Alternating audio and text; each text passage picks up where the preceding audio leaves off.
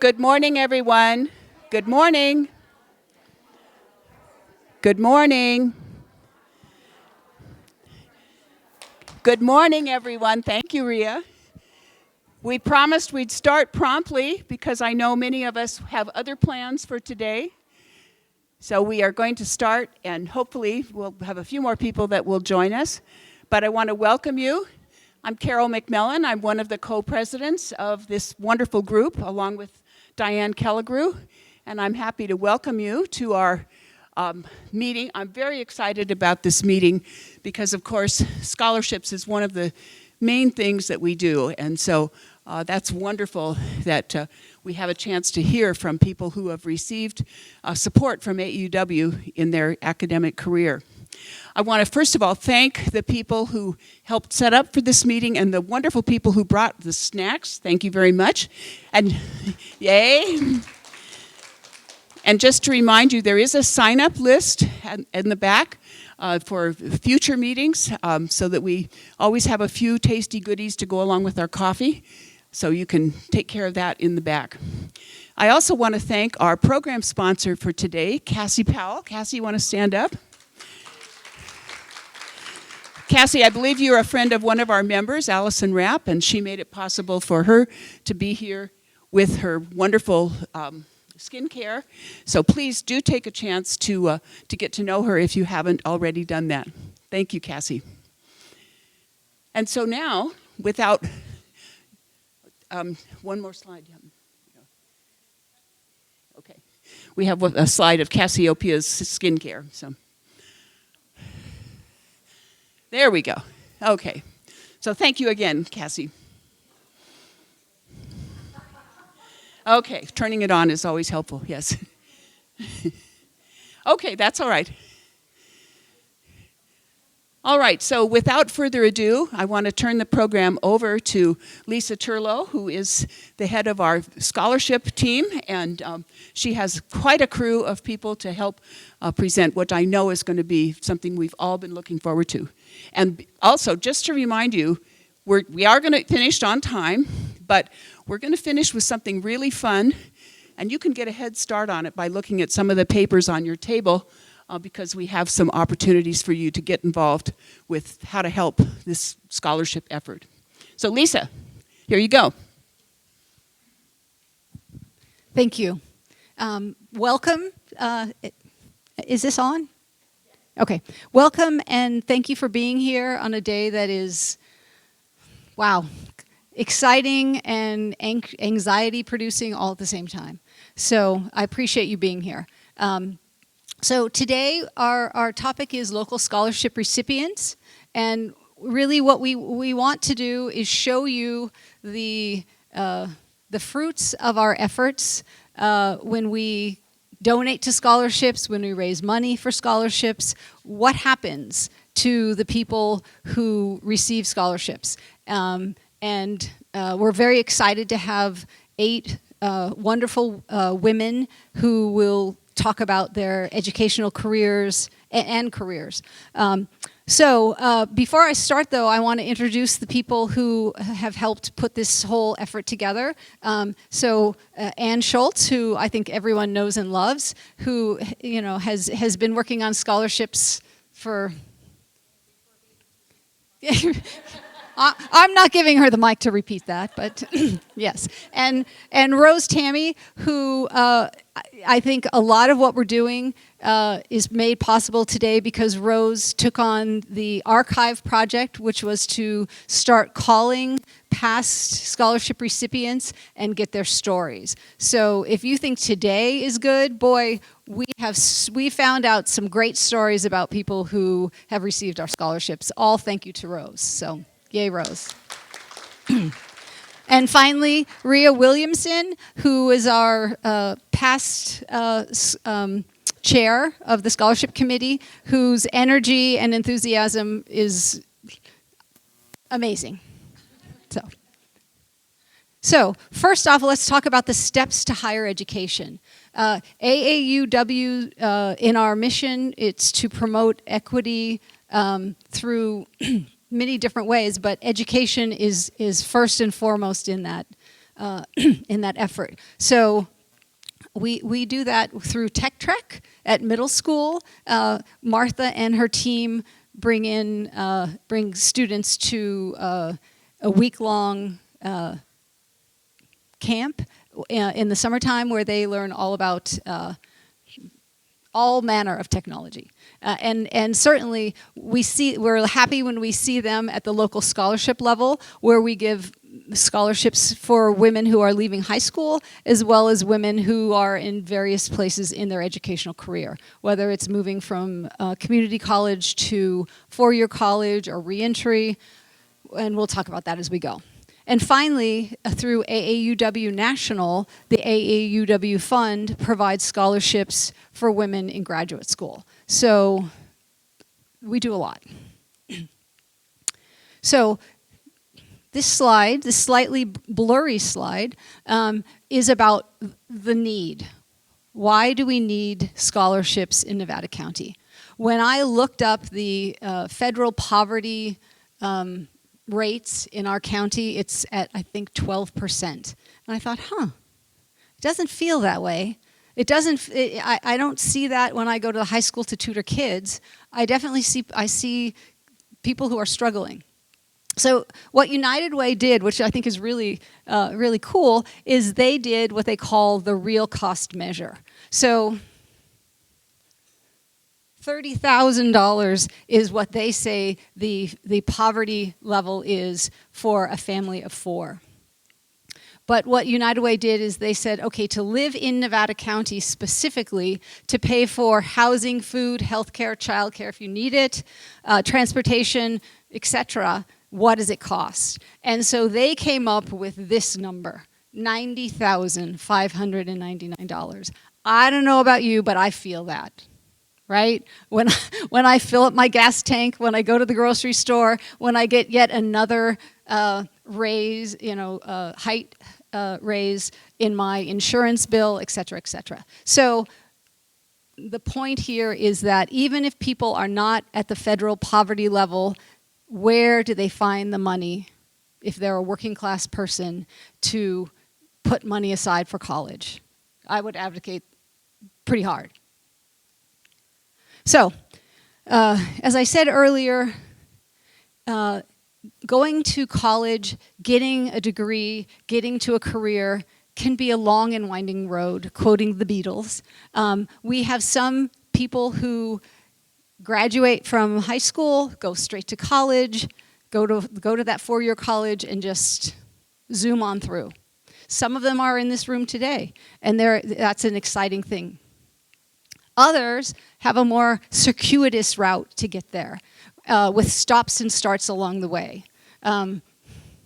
I certainly had stops and starts in my college career, and I would guess if I said how many people here did not go straight through 4 years, I'd see lots of hands come up.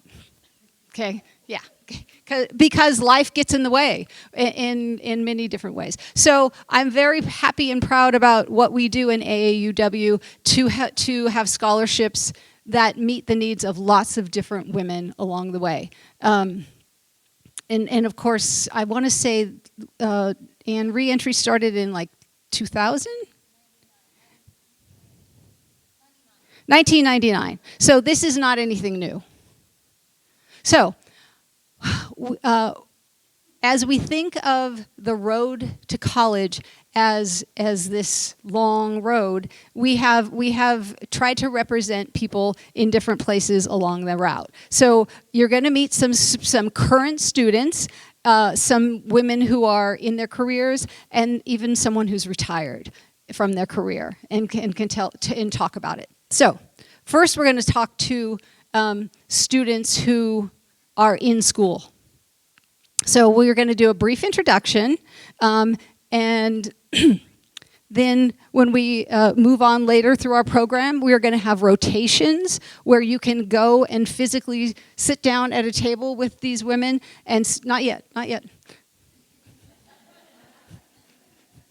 Sorry. We're very excited about this. So, Sid, would you stand up and introduce yourself, please? Sid Pixley.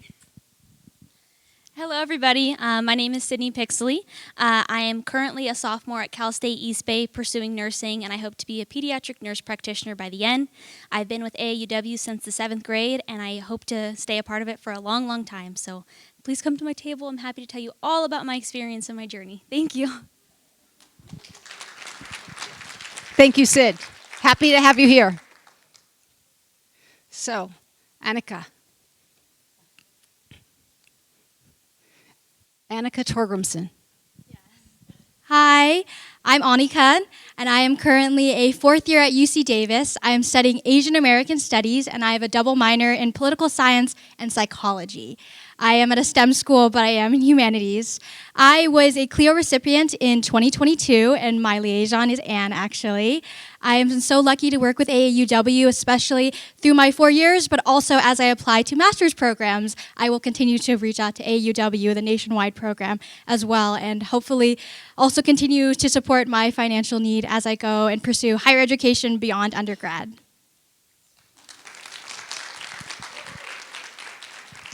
Thank you, Annika. So also we have reentry students, which is, as we said, is a different story. So we have Laura Murphy, and I would like to introduce Laura. Hello, everybody. My name is Laura Murphy. I'm a reentry student at Sierra College. This is my sophomore year, my second year back. And this is after almost 20 years away from the college atmosphere. I've started a family, worked in a career, and had a physical disability take me out of my job. So pursuing education was critical to being able to stay in my field that I developed a major passion for. So if you have any more questions, I'd be happy to answer them. And thank you. Thank you. So you will hear more as we go on from women in careers, but right now we're throughout this presentation, we want to tell you a little bit about our scholarship program, which is a long program, a long-lasting program. So to tell you a brief history of the local scholarship committee, you're going to hear from Anne. Hi. Hello. Many of you know that our Nevada County branch of AAUW started way back in 1937. So we've been at it here in Nevada City, Nevada County, for 88 years. In 1946, we gave our very first scholarship. We're unique in giving scholarships to local girls because most branches do not give local scholarships. Over the years, member donations and bequests for scholarships grew. So in 1970, a charitable trust was established and an investment account was opened to hold our local scholarship funds. For many years, we just gave basic scholarships to deserving young women going to a 4-year college. Then in 1999, we created the Reentry Scholarship to specifically support women attending Sierra College after a gap in their education. So far, we've given over 40 reentry scholarships. In 1998, California AAUW launched the Tech Trek program for 7th grade girls interested in STEM. Soon after, inspired by the idea of getting more women into STEM careers, all of our scholarships, high school scholarships, went to young women majoring in STEM fields. But then, in 2020, the branch received a bequest of nearly $500,000 from branch member Cleo Gibson's estate. So a separate investment account was opened, and we created the Cleo Gibson Scholarship to support non-STEM majors, because Cleo was a big supporter of supporting women wanting to go into a business or a public service career. How do we fund our scholarships? Well, for starters, donations, bequests from you, our members. And of course, fundraisers. We've had many fundraisers over the years. Who remembers the appraisal fairs from a long time ago? And then came game days. And for the next 4 years, we had All About Unique Women, where we celebrated the fashions and culture of the 1920s through the 1960s. After All About Unique Women, Fun for Funds. And then we had several years of tapas and trivia. Somebody likes tapas and trivia. Okay. To date, we have given over 300,000 scholarships since 1946, totaling more than $384,000. Not bad, huh? What did I say? I think you said 300,000. We've given three. I would love it if we had. All right, because our program, our program has 5 different types of scholarships that address the different educational paths that women may take. So here we are in 2025, our biggest year ever. We've given 29 recipients over $75,000 just this year. We've come a long way. We couldn't have done it without you. Thank you. Thank you, Ann. Thank you, Ann. So another thing that's new for the past 3 years is tutoring at the local high schools. So sitting at a scholarship committee, I think it was Franny who said, wow, this girl who we interviewed was really good, but she just needed a little bit more help.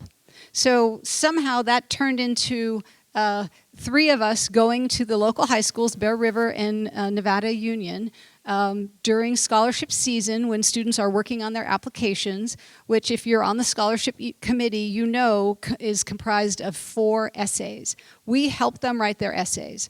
I was at 2 schools this week helping boys and girls, because they show up during a flex period for extra help, to think about how to write an essay that tells why I tell them the essential question is, why should we give you money? And so great conversations, great kids. Many people often say about working on the scholarship committee that when you work with these kids, you are inspired. The world is a tough place right now.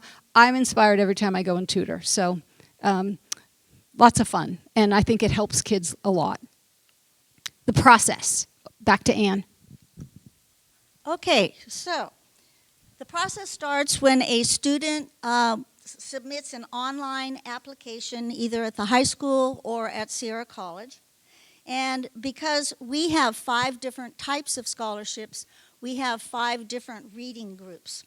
And we have a total of about 30 readers throughout those different reading groups. So each reading team member reads dozens of scholarships, dozens, either online or using a paper version. And we use a rubric, and we use that to score the applications to be sure we're all on the same page, scoring the same criteria. Each reader has to go through the very painful process of eliminating many of the applications. If only we could fund them all. Then each reading team meets, we discuss, and we finally select our final decisions for that scholarship. Some of the teams interview the final recipients. And one of the last things that we do that we really love in our program is we assign we partner up each of the recipients with a liaison. I'm very fortunate to have Annika as one of my recipients. In the spring, the high school district and the Sierra College each hold a scholarship awards night, and that gives the recipients and the donors a chance to meet each other. And then we, the local scholarship committee, has an ice cream social, so the recipients have a chance to meet their liaisons. In the fall is when I get the great pleasure, as the charitable trust trustee, I get to send out the checks to the colleges, and that is a very exciting time. It is a very exciting process, and it gives me a tremendous amount of hope, the people that are going into the future. I feel honored to be able to connect with these young ladies and know that our future is in their hands.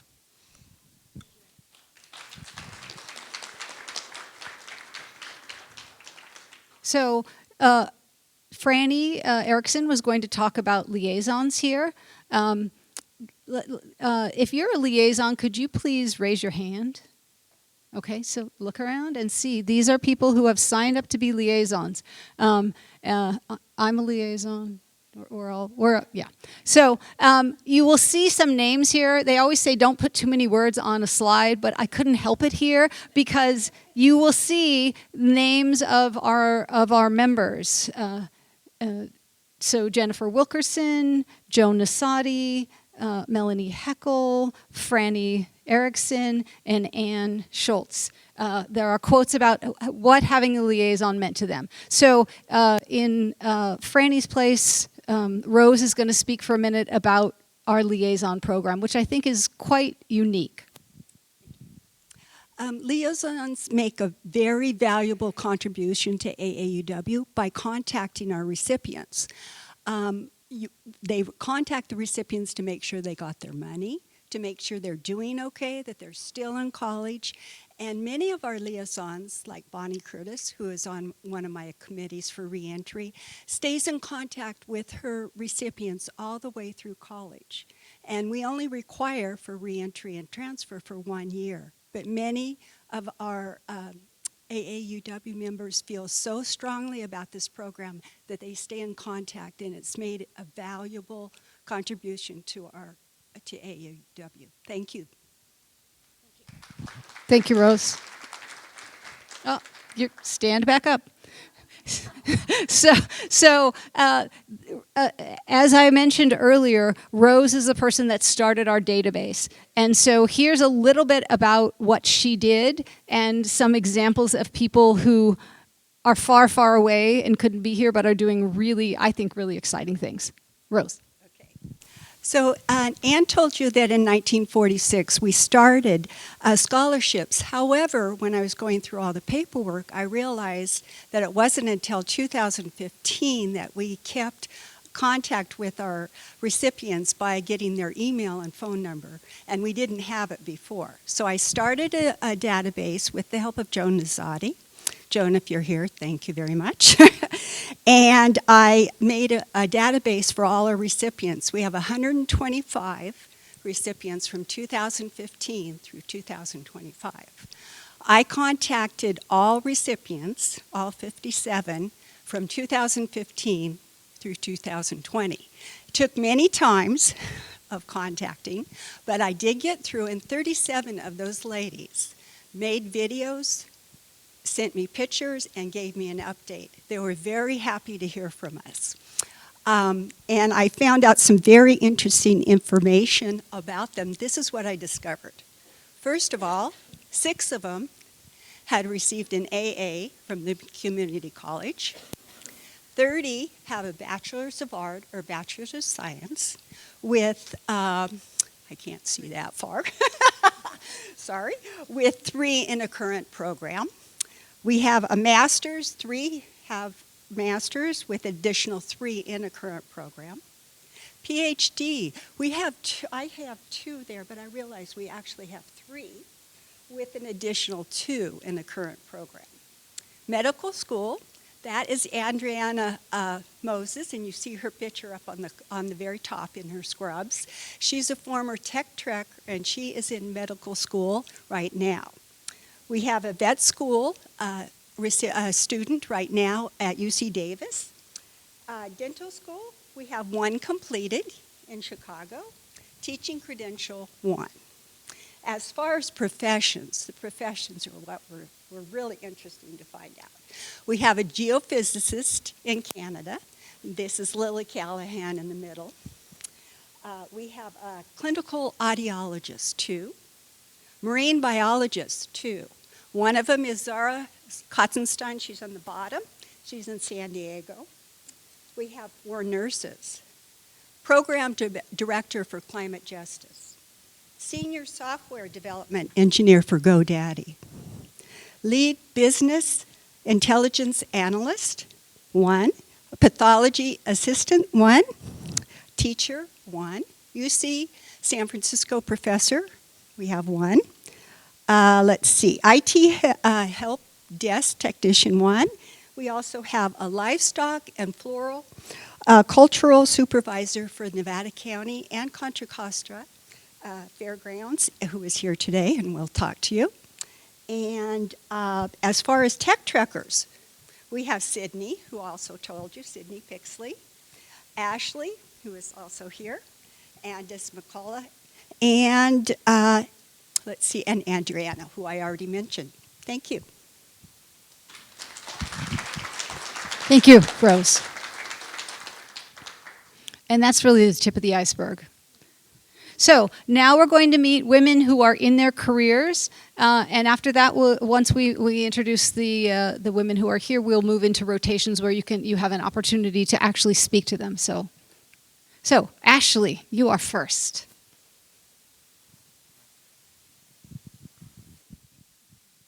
Hi, I'm Ashley Andes McCullough.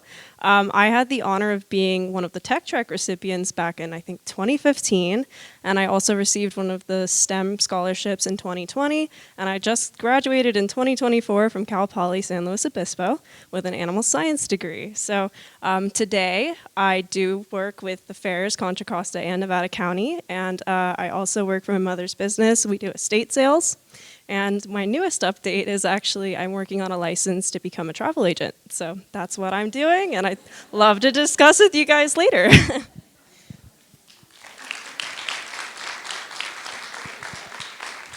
Thank you.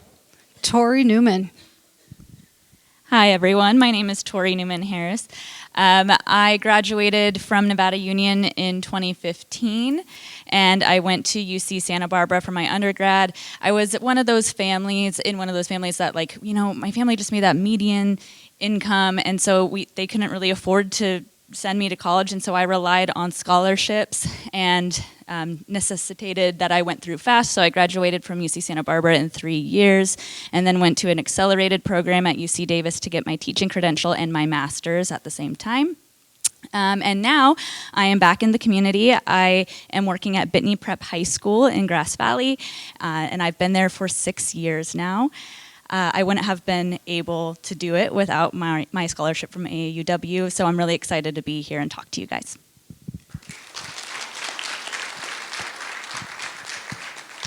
Thank you, Tori. All right, Hillary. Hi, good morning. I'm Hillary Hodge. I'm the mayor of Grass Valley.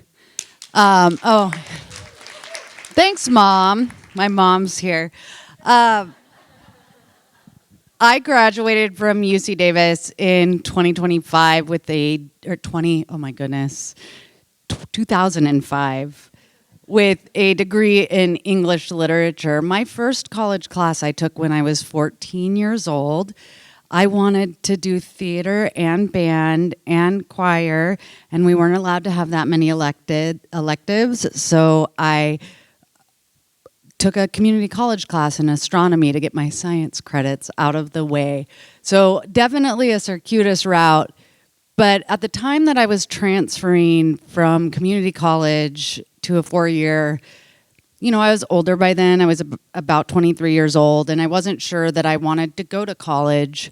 I'm very thankful that education was something that my mother instilled as a value, and that the AAUW at that time gave me a transfer scholarship. It was the Fremont chapter, and it made me feel like someone believed in me at a time that I wasn't sure if I could do it. And that part of the equation was the most important part for me. And I love educated women. I hope next year I get to be a participant because I want to talk to all of the rest of the women here. It's going to be a lot of fun. You all sound so interesting. Thank you.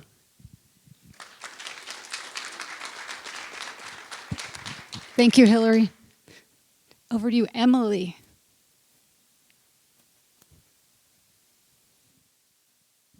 Hello, everyone. My name is Emily Frost. I got a scholarship when I was in high school going into college, and that was about 20 years ago. Having not only the group support and believe in you, there was just such a warmth to the process.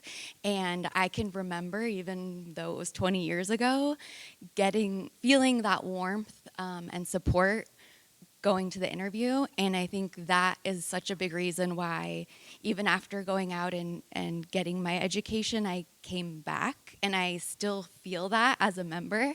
So I really appreciate it so much. But this scholarship and knowing that I had that support.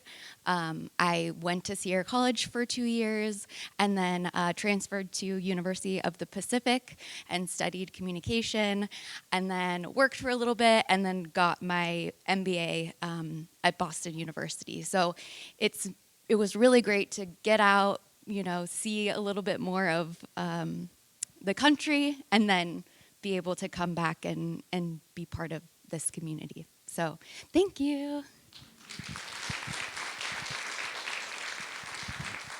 Thank you, Emily. And last but certainly not least, Becca Schultz, who we're very excited to talk to us about her career.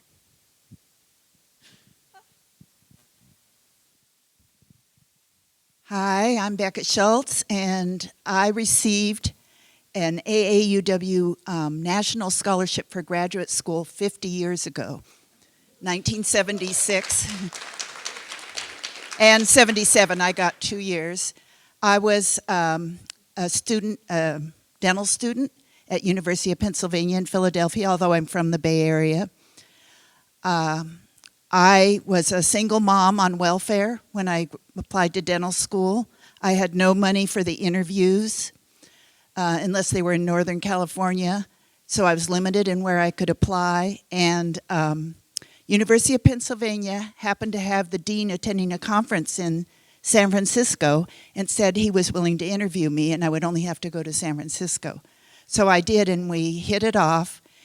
And at the end of the interview, he told me, I can't say yes or no, but I'm going to recommend your admission, but I'm going to make you a promise, and that is you will never have to drop out for financial reasons if you attend our university.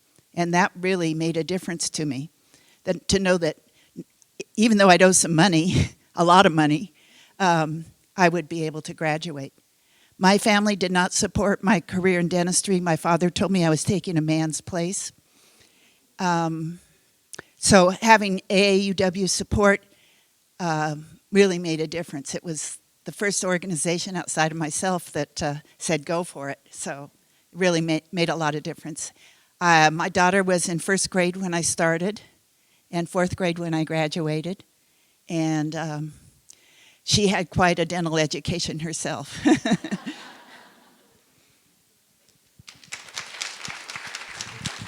Thank you. Okay, so now is the time where we're going to have conversations with these remarkable women. I get goosebumps when I hear the stories of the people in this room, honestly. You've heard from all of the women who are here to talk to you. I was a teacher early in my career, so as a teacher we would do rotations, and so kids would go to different stations. So basically that's what we're going to do. You get to have 3 different rotations to talk to 3 different women. You can't talk to all 8, unfortunately, because there isn't time, and many of you have things you want to do today. So you will start off at one table with our recipients and talk to them for 10 minutes. I have posted some possible discussion questions. Tell us about yourself. That's a basic one. How has this scholarship impacted your educational journey and goals? You've heard some of that, but I'm sure there's more. How do you hope to make an impact in your chosen field or community? You have activists in this room, which is very exciting. And finally, how will you pay it forward to support women and girls in education? Now, based on who you're talking to, they will be able to talk about some of these things. Some of our women who are newer students haven't finished their educational career, so they may have different stories. Women who are reentry students have different stories. So the point is that you're going to listen to stories. So we're going to start off, and I will be putting on my teacher hat. And so I will ask everyone to go to a table where there is a recipient in just a moment, and then I will make sure that everyone's at a table, and then I will set the timer. The timer will ring after 10 minutes, and then we'll get up and we'll go to another table, and so on and so on. Now, we don't want any of the women who have shown up to have an empty table, because that would be sad, right? I know we all are on the same page there. So, can I have the recipients stand up so everyone knows exactly where those tables are? Okay. So, if you are sitting at a table that doesn't have recipients, would you move to one now or move to another table if you so choose?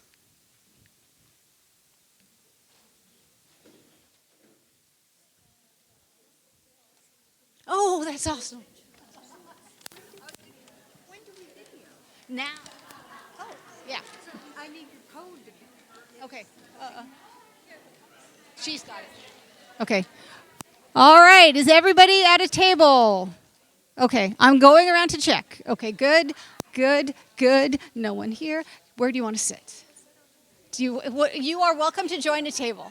Absolutely. Not a dentist, you mean? Oh. There's a. So she's a retired dentist. The one who works at Livestock. Somebody went to UC Davis. Yeah, I think it might be this lady. All right. So can I ask everybody to have a seat somewhere? Please find a seat. Okay, Rose. Please find a seat. Okay. Need you to sit down. Can you find a seat? Okay, thank you. Okay, can you find a seat? All right, we're starting the timer for 10 minutes. Go ahead now, please.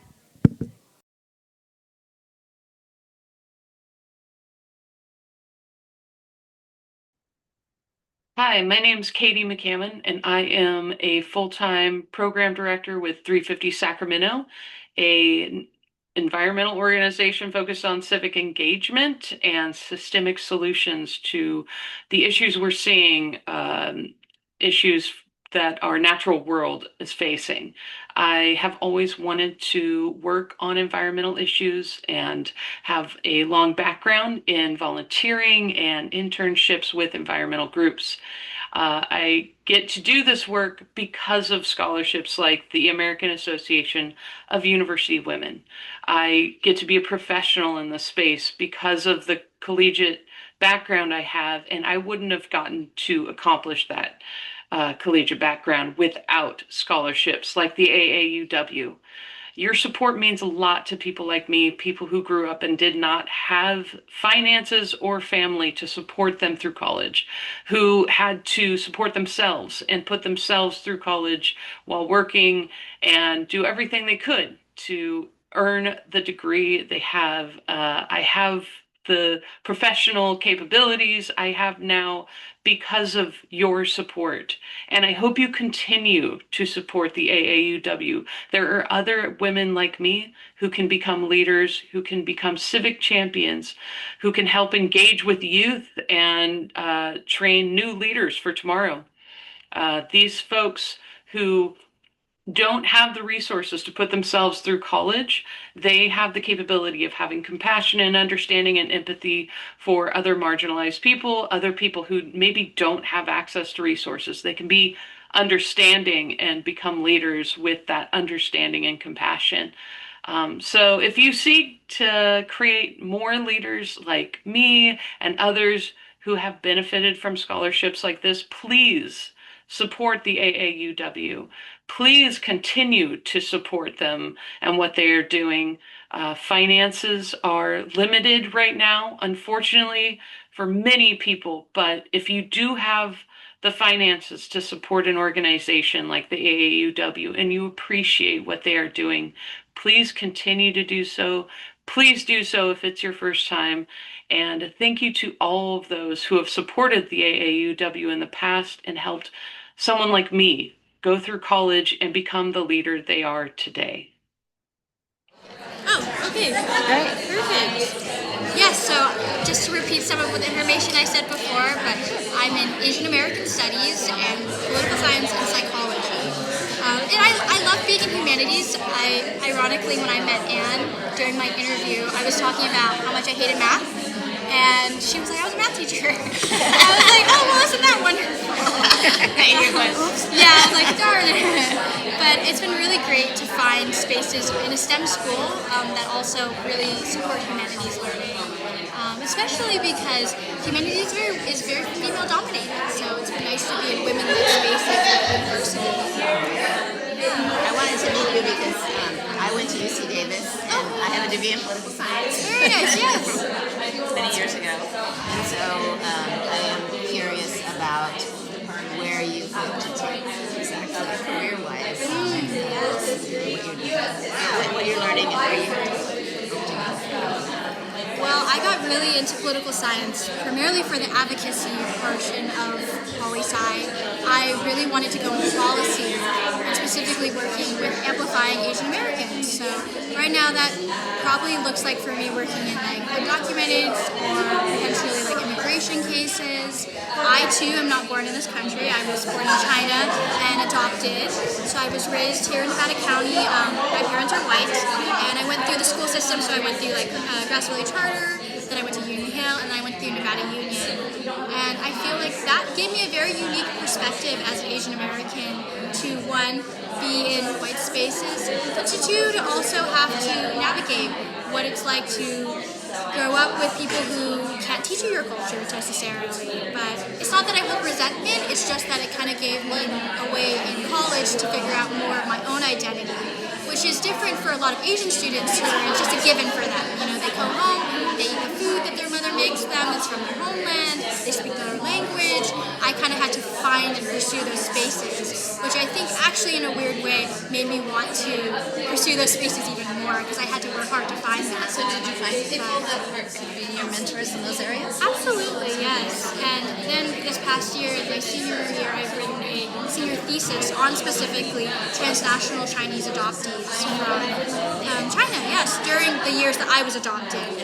Because a lot of the adoption stories that were coming out prior were from the Korean War, the Vietnam War, and so that's kind of a different lens versus for me, it was the one-child policy that really impacted, the adoption rates. Are they still allowing adoption? No, actually in September of 2024, yes, they capped that and cut it off. But there's a lot of advocacy groups that are still pushing for those adoptions to be completed because families were matched with babies prior to that. Yes, exactly. So, and we'll see. There's a lot of policies that we're trying to, Gavin Newsom can push to Donald Trump, which will probably not happen. But yes, there is work being done, and I'm actually a part of Adoptees for Justice, which works with adoptees who are from Asian countries that were adopted but did not gain citizenship. So usually these are women who were adopted during like the 1960s and the 70s and the 80s, where they were brought here, but then they went to go travel, in their 20s or something, and realized they didn't have citizenship. Yes, and they're just trying to jump through those hoops. Exactly. I have a friend that's in that category. Yeah. You don't have an issue feeling you're a citizen? No. I became a citizen on December 1st of 2004, and I was adopted November 22nd of 2004. So basically, when we touched down in America, I became a citizen. Yes, I'm part of what they call the 1.5 generation. So I'm not quite first gen, but I was not born here, and stuff. You came as an infant? Yes, exactly. Yeah. Yes. Yeah, I was kept out of language. It is hard. I was honestly never very good at Mandarin. It's a very tonal language, and I felt like I would just get super frustrated. But also, being in a very white space in Nevada County, you get to practice it, exactly. So it was it also felt weird. I was like, if I speak any other Asian language, are you not going to see me as your peer? Can I not, are you going to accept me if I'm not speaking American? So there was always kind of those subtle things that were racism, that was driven. How old were you when you were adopted? I was only a year. I was almost exactly a year old when I was adopted, yes. So, but growing up here, Did you take Mandarin? No. Yeah. So you didn't learn it until No, you went to college? No, I actually lived in Ohio, Colorado, and then California. Okay. So in the years at Colorado, I went to an IB school where I spoke Mandarin. Yes. Half the day was Mandarin, half the day was English. And then my mom is from Nevada County, so we moved back here. And how old were you? I was 7. Yeah, so you were talking about. So it was most of my life that I've been here. Yes. It can be challenging, and it's also very interesting because being an Asian American, specifically East Asian, I don't feel like I face the same amount of racism as peers that I have who are African American or Hispanic. There's kind of an interesting positionality as being East Asian, kind of like the proximity to whiteness is a little closer. The idea that they're the best immigrants, the highest achieving, Right. all those kinds of stereotypes. Exactly. So it's like the model minority. So I do think that also changed my experience growing up here. Have you been able to travel to China? Yes, I went back, not anytime after COVID, but I have a sibling who's also adopted from Asia, not from the same region, we're not like biologically related or anything, but we went back for them, and then I traveled once again, and I would love to go back and do a heritage tour, so I go back to my village, I see where I was born, the orphanage I'm from and stuff like that, but by the time I wanted to do that, which was when I was 18, it was like 2021, and nobody was traveling. Yeah, nobody was traveling, especially to China. So, yes, but maybe after I graduate college, I'll look into doing that.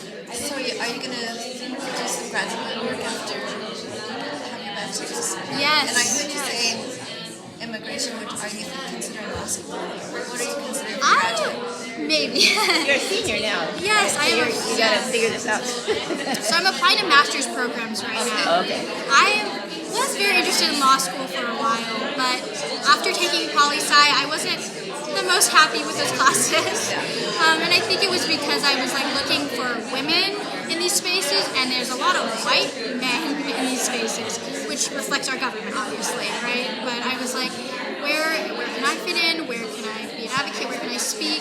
And I didn't really see that there. So I was like, a master's program in the same vein of ethnic studies is where I was really interested in pursuing. So I'm looking at programs in California, Hawaii, Washington, Colorado, and then up in Canada in Vancouver. Those are places where you feel that there's a lot of people that can't get that kind of internships. Yes, I agree. And all of these programs have very strong ethnic study programs. So, because I wanted to look also on the East Coast, but the more you leave California, the steep decline of Asian population that there is. One of my best friends is Japanese. Her dad was in an internment camp here, but her mom was actually from Japan. Oh, okay. And her parents didn't want her to marry him because even though he was Japanese, he was an American.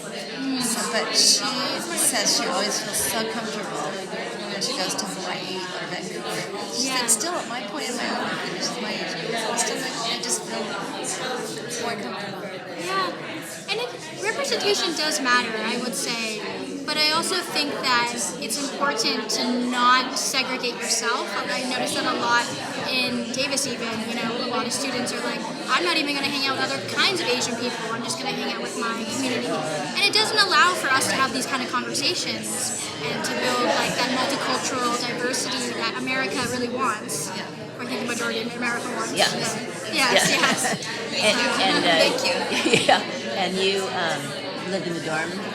I did, yes, on campus, and it's not required anymore, but it was really good to build community and meet other students, and then now I'm in an off-campus apartment. So, yeah. I love that. Yeah. Timing. Awards, so it's it's pretty involved. And then Contra Costa, I get to do the animal side. And I find that one to be a fun thing. It's not really a career, but it's something I really enjoy doing, especially since I used to show at the fair, and it's my way to kind of give back and help the kids.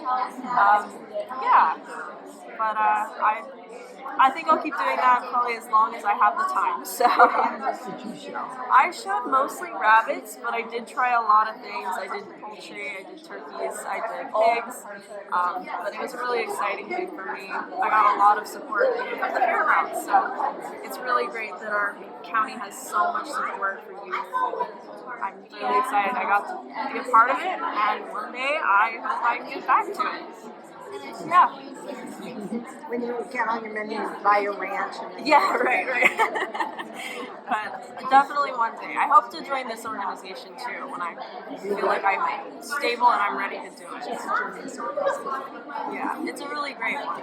My mother's business, she started it. We're almost completely women working there. The only man is my dad, so we have a really great time. But working with other women, we get to all kind of support each other, and people are always surprised that we're able to handle that work, but we really enjoy doing it because it's also an opportunity to help people. I worked with a lot of women in my life, and I'm sure that I will continue to do so. But this was really a great starting point for me, you guys. How is your sister doing? My older or my younger?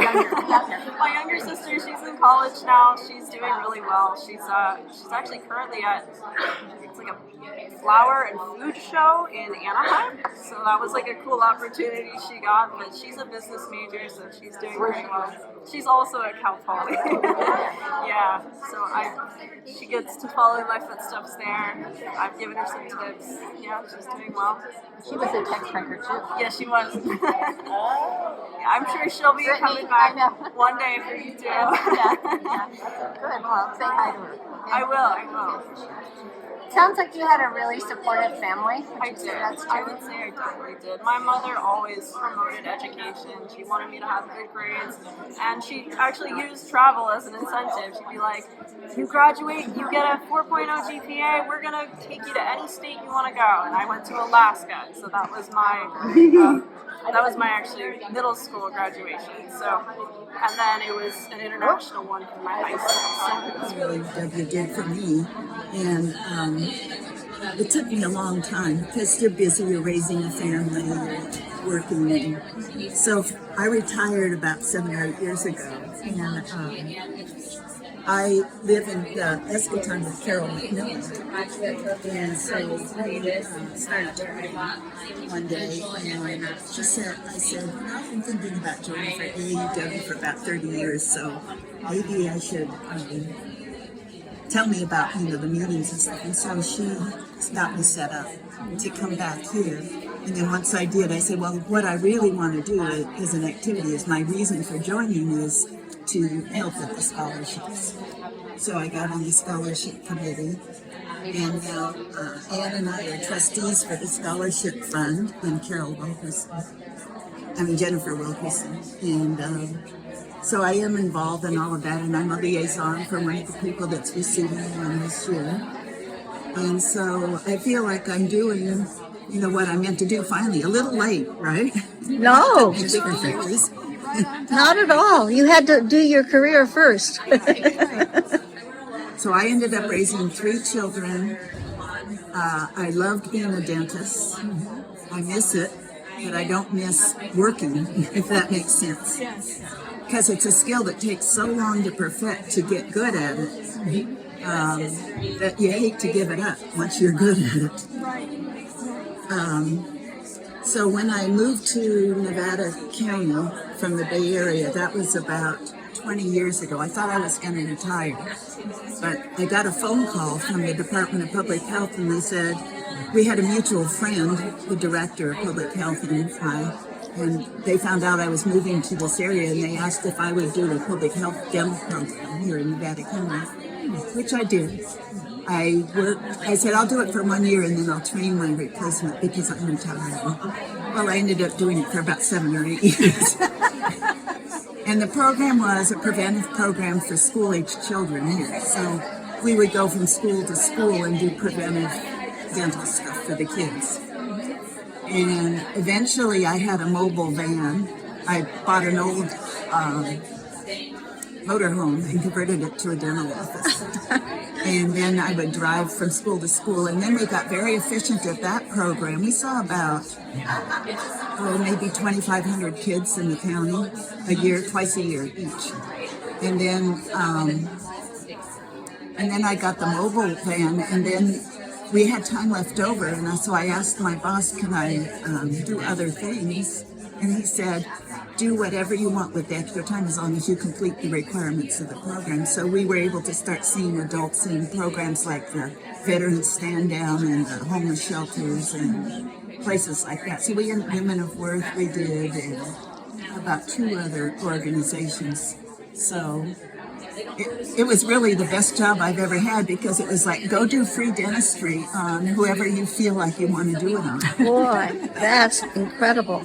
And we'll pay for your supplies and salary. I'm curious, did your father ever say that you had chosen the right field? No, unfortunately, he died my second year of dental school. That's too bad. Yeah. That's too bad. But my mother supported me after he passed away. Yes. Good. So, and my daughter is not at all interested in that field. She's very squeamish, so it's totally unsuitable for her. And I felt kind of like a rebel for going to dental school. It's like not what you think about as rebellion, but it was like, I'll show him I'm going to do well. I'm not just taking someone's place. Becca, maybe I missed it, but what made you think about dental school? Oh, well, that's an interesting story. So after I got divorced, my daughter was 3 years old, and I went with a girlfriend and her baby to Mexico and Guatemala for 6 months. Just trying to figure out what do I want to do, because I had a college degree, but no real job skills. And while we were in Guatemala, we met this guy who was a doctor, and he was sponsored by the Quakers. And he had this boat, and he would go around this lake Atitlan, and every day he would visit 2 villages around the lake, indigenous villages, and do medical care. And I thought that was really romantic to me. I said, I want to do that.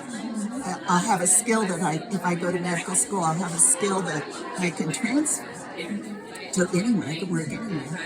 So when I got back to the United States, I stopped at a career counseling office at UC San Diego, and they let me talk to them even though I wasn't a student. And I said, I want to go to medical school. What do I do? And they said, well, that's not really a good choice for a single mom, because you have to do an internship, you have to do a residency. What are you going to do with your kid, during that time? Why don't you go to dental school instead? Because you can graduate and then go right into working. And I said, oh, okay. You solved that problem. That's great. Holistic approach. So I taught at UCSF for about 10 years. During the part-time, half-time while I practiced. And I also, at some point, went back to school and got my MBA in small business administration and did consulting for other dentists, too. So there was a variety of things I was able to do. And then when I came here to Nevada County, I did public health work, which was really fun. And so I feel like I had several careers within one. It sounds like you always like to learn something new. I do. I love to. Yeah. No more degrees, though. I'm done with that. What are your latest things you're learning new? Well, this year I just got licensed to be a notary. That was my goal this year. I decided that was going to be my new skill. So now I'm a notary public. All right. And I always, every year when I set my New Year's resolutions, I break down one new skill that I want to learn. That was the one for this year. They're kind of random. But you're at that time of your life where they can be random. Yeah, it's just like whatever sparks your fancy, right? That's great, Becca. All right. That's a good takeaway every year. Think of something you want to do. And from a public health perspective, of the 2,000 and something students that I saw when I started out my first year, we had categorized each student as good dental health, needs some work, in which case we did follow up. We didn't do the work, but we followed up with a family dentist, or has problems, they're in pain, or they have abscesses, or, really bad teeth. And at the beginning of our 7-year program, I had on my really bad list about 200 students that were actively in pain. And by the end of, we kept records for 5 years. So at the end of 5 years, we were down to 30. Oh. So that really felt like it made an impact. Yeah, definitely. Yeah. That must be very rewarding. Yeah. It's frustrating to me that people have jobs, but there's no dental insurance, and people don't go to the dentist because they can't afford it. Do you ever advocate for changing that? Well, not so much, but actually it's not well known here, but there is free dental care for all children in Nevada County. And I would always hook parents up with, free, in addition to the free programs like Top a Day and Sierra, I forget the other one. I had a list of specialty dentists that would do so much free referrals every year. So I could say, this kid needs braces.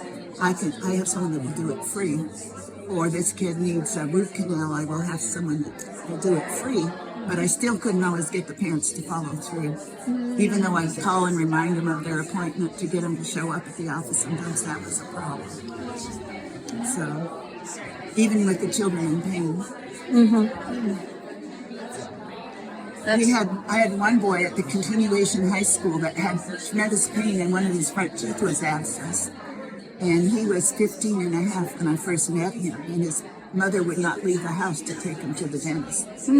And I couldn't do it without her consent until he was, he was 17 and a half. So when he turned 18, he could do it himself. I had someone lined up to do the free root canal for him, but he couldn't go without his mother's permission. And for his 18th birthday, he went and had a root canal. He was so grateful.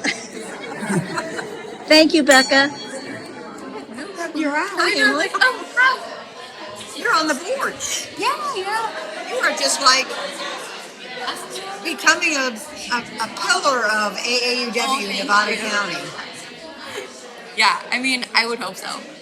So are you going to tell us something about yourself? Yes.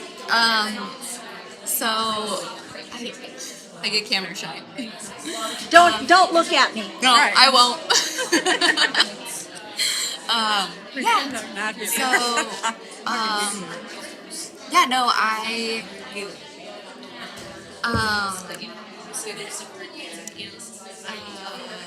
So I work for Intel, and we have our own little change management group. There's like 20 of us, and we all work remotely, and so we'll have a lot of meetings that are just virtual. And so I've actually never met my boss in person. It's like that's just kind of normal now, I guess. And so we actually have a group meeting scheduled in Arizona so that we'll all get to actually meet each other in person. But even with being remote, I'm so happy with the friendships and relationships that I can build even by not being in an office. And it's just really nice. I have a smaller sub team that's me and then 2 other women, and we just really connected and get along well, and we kind of all bring different qualities to the table, but it's also about enjoying our time working and having a balance. And so we call our team the BX, boundary applications ballers, and we're so proud of what we do. And we all decided to get 80s tracksuits that are pink and teal, and so we show up to meetings and we just have our little tracksuits on and we are ready to go. So I think it's really being able to like connect and be yourself, and yeah, like be your genuine self at work. So you have a good career that you really enjoy. Yeah. And part of how you got there was through receiving some funding. Yes. External funding. So yeah. Can you share a little bit about that? Yeah, no, I think like funding college was always something that brought like tension and turmoil and kind of like I don't know how I will do that, and so for that reason I wanted to go to Sierra College first, and then transfer and go to a 4-year that I really wanted to experience, and so really it was getting a scholarship was so hopeful because it lightened that like emotional burden, so that I could be there and be present and really like make the most of my time in college. I really do think because of that I was dedicated to take advantage of every opportunity that I had, because it was like, okay, I'm finally here. I'm getting to do the thing that I wanted to do, and could overcome that concern and struggle with the financial part of it. So, which scholarship did you receive? it was from high school to Sierra College. Yeah. Okay. Yeah. So it was just right out of high school. Yeah. And that kind of getting that sort of recognition, and it's like receiving an award. And hopefully you put it on your resume when you were going off to other colleges. Yeah, and things. absolutely. So, yeah. What I keep hearing from listening to the other women and you is that you went away. Many people here went away to college after high school and have come back. So that's a win-win for AAUW Nevada County, is that we're providing support to build our community here. Yeah. And you've done that. So thank you very much, right? Yeah. And it's also so nice to see people that recognize what a positive thing it is, and then like want to create their own scholarship to be able to provide in the future. And so that, like, I would love to do that. I would. I'll help you do it. I mean, I would love to do it. I mean, I have to pay off my student loans first, Sure. but then I really want to do that. I think that's so great. Is there a professional organization that you're a member of, like the Association of Business Consultants, or I don't know? Is there something that you're a part of? I am part of SHRM, which is an HR organization. So I received a few certifications after college, and so it's like an HR, senior HR professional, a change management practitioner, like those kinds of things, which help me in my specific career, but I haven't found them to be as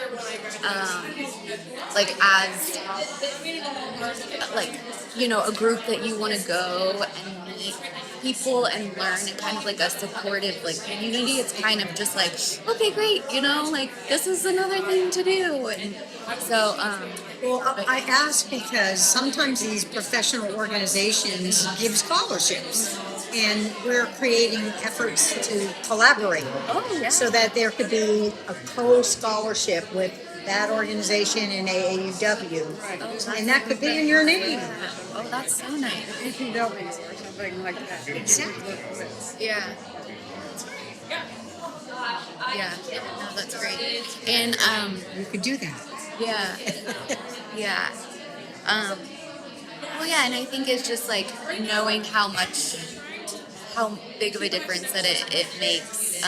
When I worked for a smaller company, I really pushed their like educational matching system, and it's like, okay, this is something that we offer, and take advantage of it, and make sure people were aware and that it continued.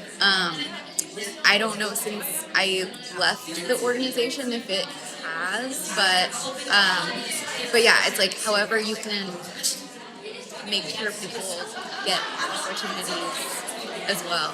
That leads into this idea of paying it forward.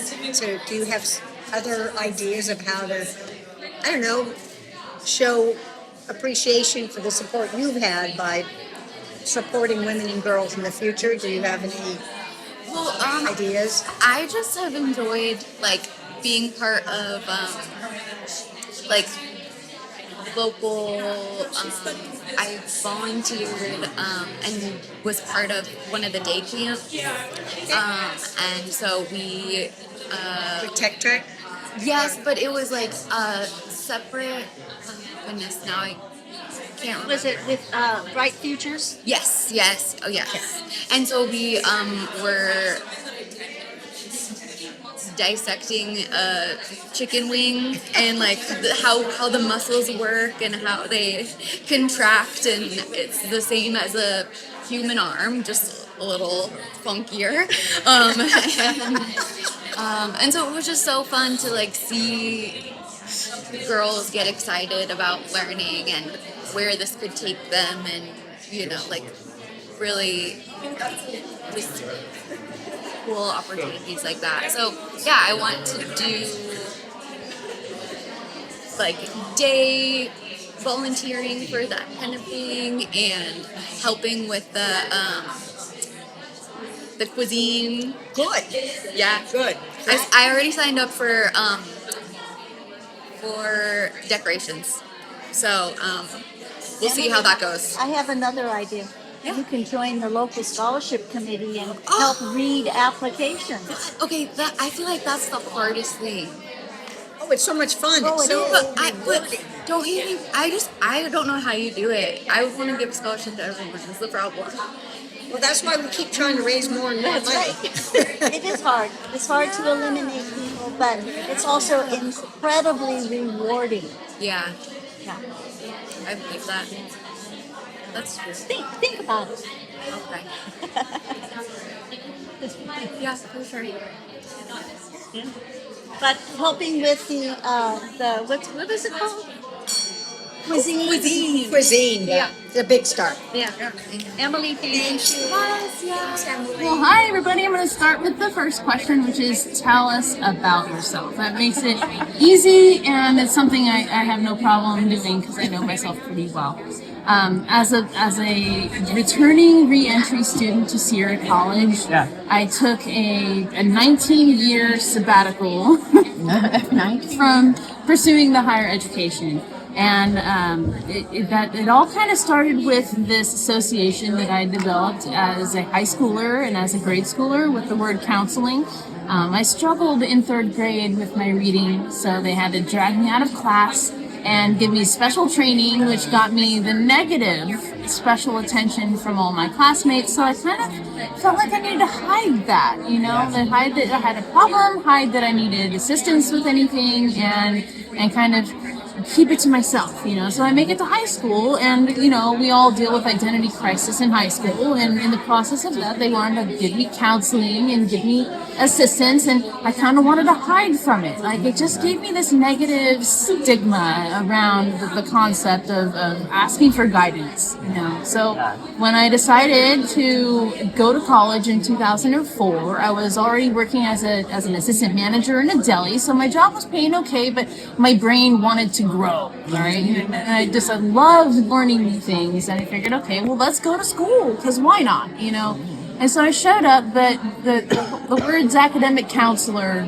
scared me. So I just wung it. I took random classes. They had nothing to do with each other. They had no end point. I had no end goal. Not like me. I was gonna say. So I did well in some. My major every year. Oh, right. Until the school finally said, you have I did 80,000 really credits. good in some classes, and then I flunked others. I struggled horribly with some classes, and it made it so that and because I had no goal, I had no mission, I just left. I withdrew from all my classes on my second semester. I think it was my second semester, and walked away from it and just worked my job. Because you didn't know what to expect and expect you. I had no idea, and I wasn't doing well. And when my history with things that when I'm not doing well isn't ask for help and guidance and find a way. It is run from it as far and fast as you possibly can. So that was my history, and this was before I was a parent. So things have changed. Run from them. They follow you. And they're fast little buggers. So I think that it was like a key turning point, and right about the time that I had my son, I ended up falling into a career that I would actually call a career.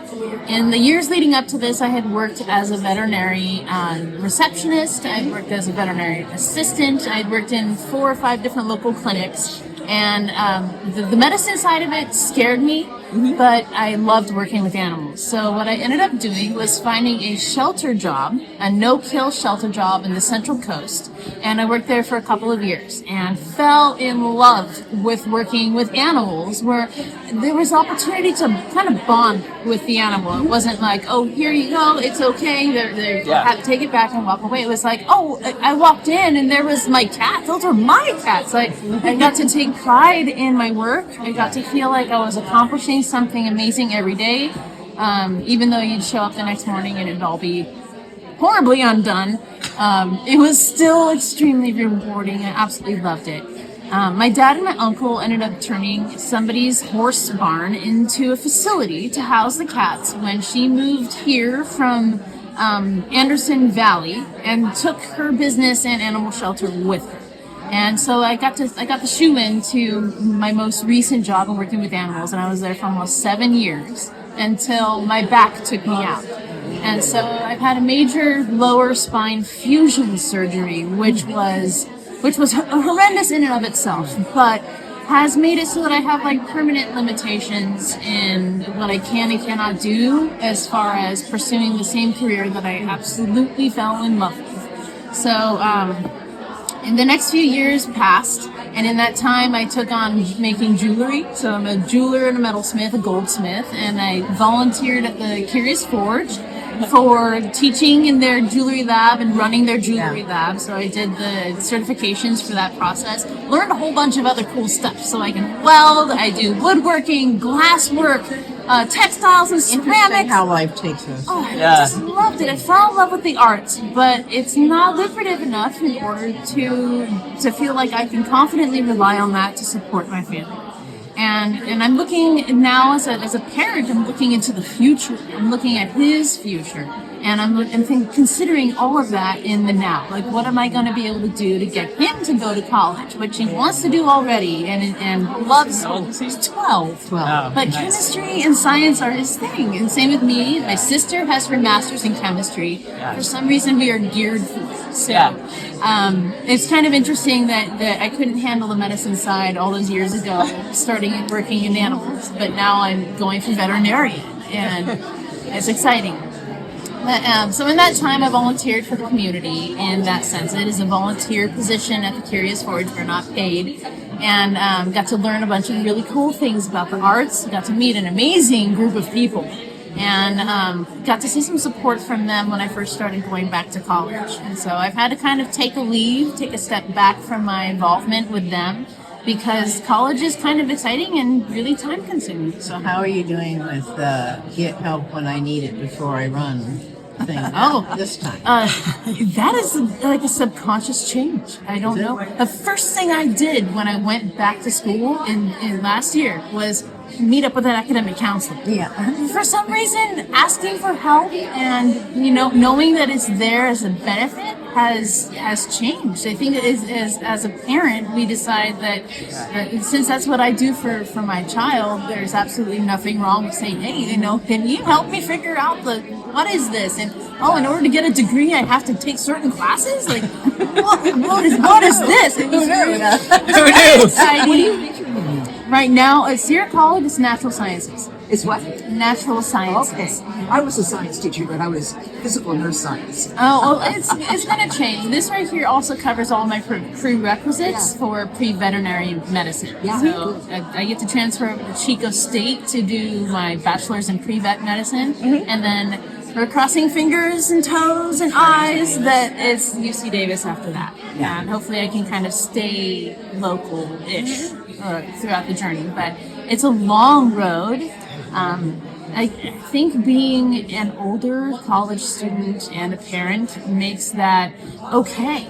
I don't look at an 8-year college education as something that's scary or, nerve-wracking. Because in the grand scheme of life, it's just 8 years. It's only 8 years. And then the timing is perfect because the kid should be all grown up when I'm off in the field working as an environmental science veterinarian studying some really cool endangered species on another continent. So,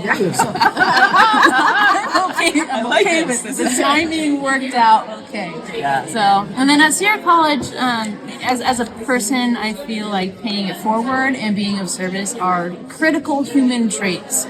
It is fundamental to who we are. As a parent, that's what we do. But as a person, that's also, for me at least, what I do. So I am your vice president for the Senate, the Student Senate up at Sierra College on Nevada County campus. I am the president for the Environmental Science Club on campus, which does amazing community outreach work. I also sit on numerous committees, so I'm part of the Sierra Press, which is an amazing committee to be a part of, and Campus Life. So I'm in touch with people and the programs that it's really a part of my life. It's not just a place where I'm pursuing education on my singular motion forward. It is, what can I do as a part of this? What do you think your kids, you have one or two? How do they look at you going to school while they're going to school? Well, that's a double-edged sword. I know that he's proud of it. I know that when I'm able to answer questions that he has, that it's impressive to him. But I also drag him along with me for things. So he knows my environmental science group, and he knows my ASSC group, and he's part of it too. He helps me in my garden on campus, and I involve him in as much of it as possible. And regardless of how his journey takes him through college, if he wants to take a break, if it's a 20-year break, I will support him in any way necessary for him to succeed. And sometimes life takes us in a different route, and we're not ready yet, but we will be. Oh yeah, That's totally true. Absolutely, and it's not so scary. It's exciting, and I'm anxious and I'm eager.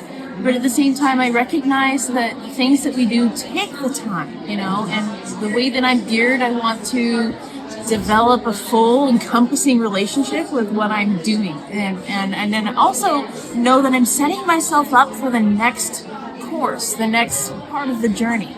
And so the better I do at something right now, the more likely I am to do well in the next topic. So how much help do you think you need from Lydia. Oh, no. So I have a neighbor, and she's a member of this, but she's not here because she's been a working pediatric nurse for a long time, but just started a program to be a nurse practitioner. So how did you learn and set that goal from the beginning rather than having to think about it later? Yeah, I mean, I knew that I wanted to help people, and that's something that this organization definitely let me connect with since the 7th grade in Tech Trek. And I'm a total science nerd. I love medicine. I love everything that has to do with that. So I considered medical school for a while. I thought about being a doctor. But then I had an opportunity to work at Western Sierra Medical Clinic as a clinical intern. And I shadowed with some nurse practitioners, and I shadowed with some doctors, and I noticed an interesting trend, and it was that nurse practitioners have more time with the patients. The doctors are so busy, you get 4 minutes in and out, but the nurse practitioner, they reinstill that relationship with patients and physicians, that they're kind of a pillar in your community, and they help you the whole wheelhouse, not just the medicine, not just the diagnosis, but helping you elevate as an individual. And that let me know that's where I want to be. That's what I want to do. So that's how I figured that out. Good thinking. And what made you choose pediatrics? That I've always loved working with kids, and then working at the clinic reinstilled that for me. But being able to rise up this next generation and instill a healthy relationship in healthcare early on, I think is so important. Kids are always scared to go to the doctor, they don't want to go, but I'd love to change that narrative and make it something that is beneficial and it's positive, and it's maybe they won't look forward to shots, but they don't mind going to the doctor's office. How big an influence did Tech Trek have on your journey? Absolutely everything. That, I think, is where the seed just started to blossom. That was at Union Hill, where you know me from, and they allowed me to go to Tech Trek, and seeing other motivated young women in all these different positions, it truly made me feel like I could do anything and everything. If I set my mind to it, I'm going to end up at the end point.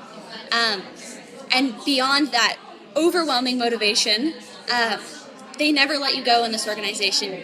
Everybody who is a part of this organization directly contributes to the success of young women in this community. So don't ever sell yourself short. You all play an active role.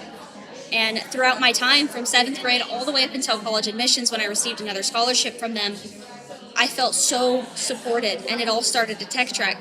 That motivation, that drive, and that fire within me to just never stop kept going. And then they supplied the background to it. Giving me that scholarship was truly just this full circle moment. You know, you raised me up as this young woman, and now it's time to go. So go, here's everything you need. So I'd say that is truly where it all started. I'm a little teary. I'm sorry. Oh no. Super proud of you. I'm so glad that you are here. You know, you all started that for me, truly. I cannot thank this community enough. Every single one of you young women. You got Dad going, sir. You're sweet. Sorry. He's always really special. You women are all special. Like, don't ever sell yourself short. As Truly. much as she gives AAUW the credit, Union Hill was a pivotal moment in her life there, with all the backup, the caring, the faculty, the opportunities that school provided. I was there kindergarten through 8th grade. So I stayed there, and I didn't want to go anywhere. I remember being so scared to go to high school because Union Hill was my home. Yeah. I went to so many programs there, and then Tech Trek, of course, and I've constantly been surrounded by love and support in this community, and it's made such a positive impact on my life. Educators have a way of doing that. Yeah. Sure do. And my mentors have all been educators throughout high school, college. It's wonderful. Absolutely. Dad gets a lot of credit too. He's a great guy. He's been at every one of these Tech Trek events with me and all the AAUWs from start to finish. She was a good kid, and the community that we're surrounded by made it all possible. Like, this is a great place to raise a family. It really is. I am so fortunate, and till the cows come home, I will tell all and anybody that's willing to listen just how important every program that you guys put on in, and you just never stop caring. You are so genuine, you are so passionate, and it really rubbed off on the young women that you work with, truly.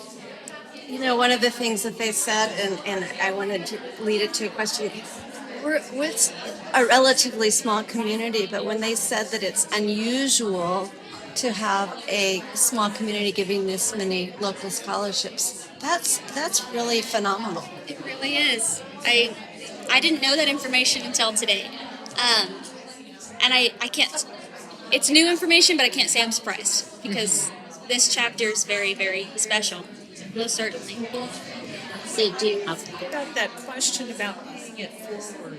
Yeah. How do you see yourself? Oh, yeah. Because you obviously have a lot of energy and leadership, so what do you see yourself doing? You know, I could write on this paper in a whole notebook full of things that I want to do, but in the next, 5 to 10 years, I want to get my degree and my credentials, and I want to come back and work here, and I want to offer affordable health care to this area.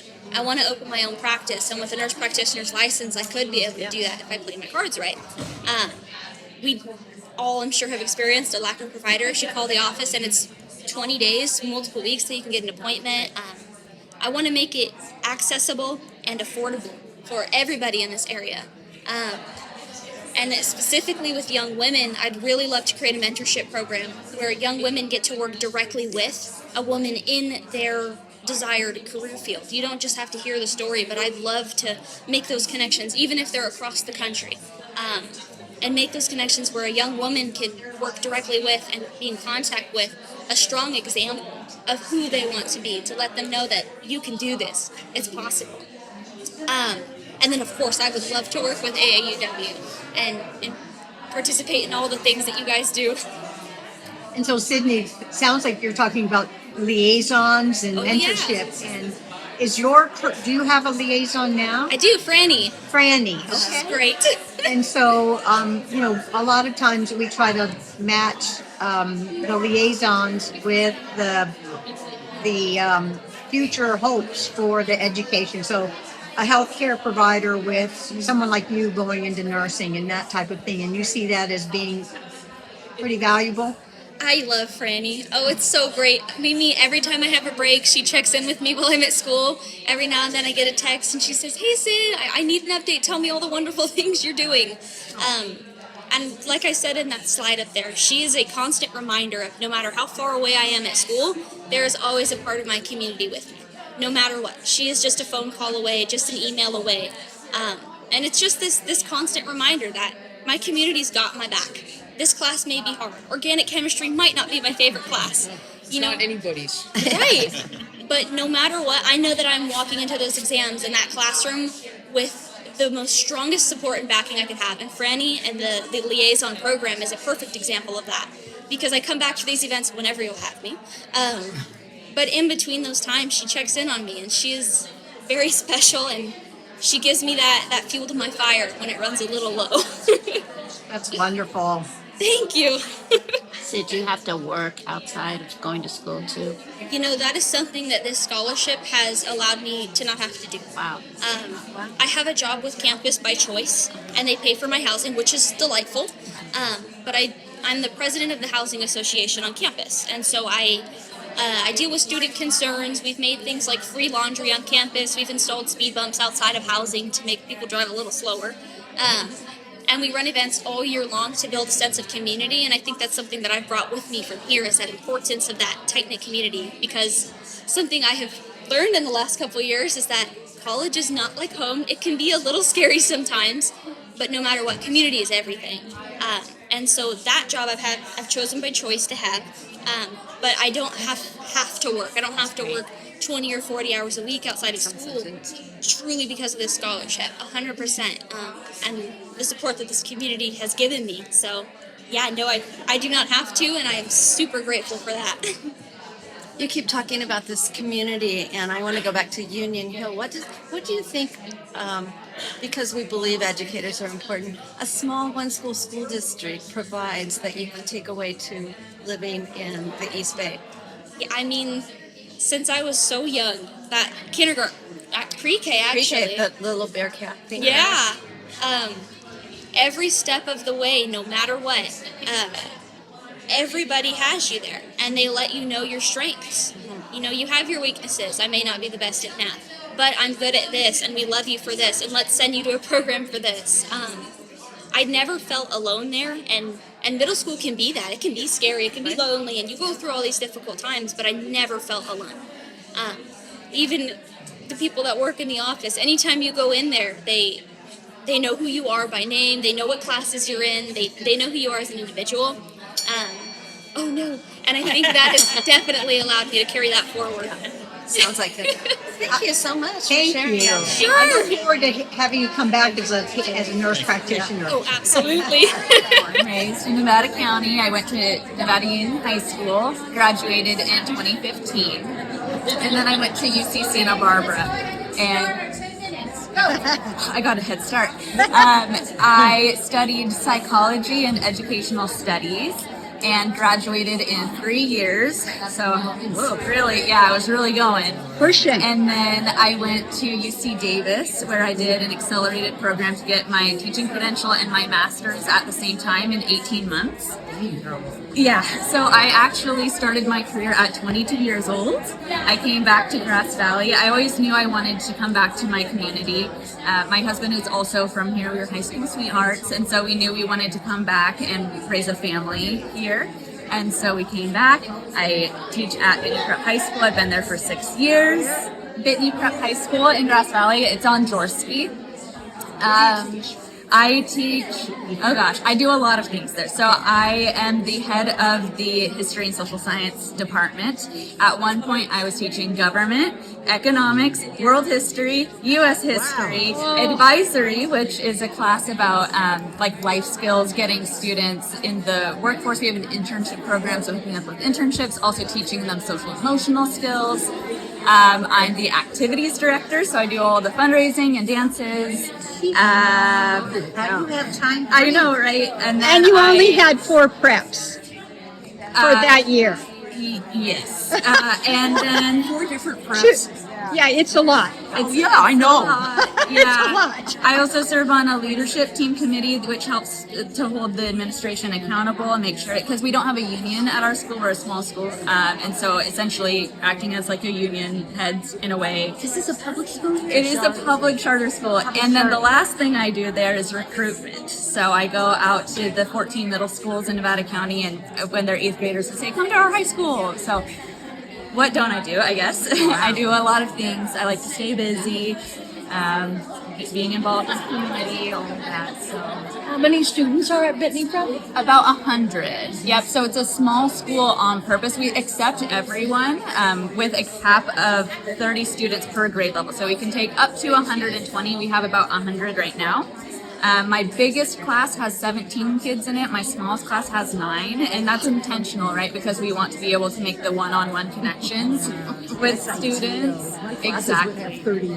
I know. When I did my student teaching, I had an 8th grade classroom with 38 8th graders. It's ridiculous. Oh, it was horrible. In Vacaville. Oh, it was a lot.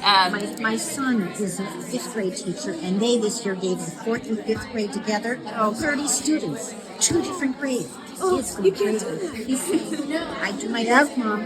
Yeah. I'm doing my best, Mom. Yeah. Yeah. So he would probably love to teach in your school. Yeah, we're part of the Big Picture Learning Network, which is like an international organization with a focus on the big picture. So our students don't go to school on Wednesdays, they go to internships. So we're partnered with over 200 businesses in the local area, and they're getting like life skills. It's really cool getting kids into trades too, which, you know, people keep saying that the trades are dying, and so we want to get the young people into those trades. I think through teaching is the main way that I pay it forward and help out my community. Which trades? Which trades? I'm interested because my husband is a retired general contractor. Oh, so yeah. He dealt in the trades for many years. I have students in plumbing, electric, welding. Oh, that's good to hear. Yeah, carpentry. So good to hear. You know, general construction. Yeah. Did I get that at Bitney Prep, or did they get that on the internship? So it's through our school, we set them up with the internships, and so it's through both, yeah. And then a lot of the students end up getting hired on after they graduate, or they at least have a path with, you know, these networking connections that really help them. Do you have a traditional bell schedule, or are you on a longer period? No, we have a traditional bell schedule, Monday, Tuesday, Thursday, and Friday. But like I said, on Wednesdays, they don't come to school. It's an all-day internship program. If they don't have internships, they come to school, and we help them with their cover letters and resumes and interview skills and all of that kind of stuff. Fantastic. Yeah, it's really cool. So I really feel like I'm making a lot of connections in the community. Are there any educational areas that you found hard, or was just everything easy for you? Oh gosh, you just took a large amount of units to get through in 3 years, you would have to take an overload. Yeah, so I did do that. So I luckily through NU when I went there, they had a lot of AP classes, and so I came in with enough credits to be considered a sophomore, right? And then I did overload on units when I was in college. So my senior year, the last 3 quarters, I was taking 21 units. So that was classes, and then I got units I was on 2 different research teams as well. And also working part-time for Girls Incorporated, which I'm not sure if you've heard of. It's very similar to AAUW. The whole point of Girls Inc. is to inspire girls to be strong, smart, and bold. So I was an after-school facilitator, and the kids would come after school and during the summer, and it was all girls program, getting them into STEM and all that stuff. So that was kind of, I guess, where my teaching really took off and how I knew I wanted to be a teacher. Did you always know that you wanted to teach at the high school level, or was that just something that kind of you fell into? I knew high school or middle school, and there's 2 different teaching credentials. There's one with multiple subjects for the littles, and then a single subject credential, and I chose single subject, which covers middle school and high school. And part of my program is that they had us test out both, and I liked high school better. Even though at that time, gosh, when I did my student teaching, I was only 21. So I was only I was only a few years older than them. It's kind of funny. Where did you do your student teaching? I did my student teaching at Pioneer High School in Woodland and at Vacapania Middle School in Vacaville. Okay. What scholarships are available to your business kids? Do you support them in applying for our scholarships? Yeah, so unfortunately we don't have a scholarship coordinator like NU and Bear River do, and so it's kind of a case-by-case situation. We have students most of our students apply to Sierra College, the ones who are going to college first, really taking advantage of those 2 free years.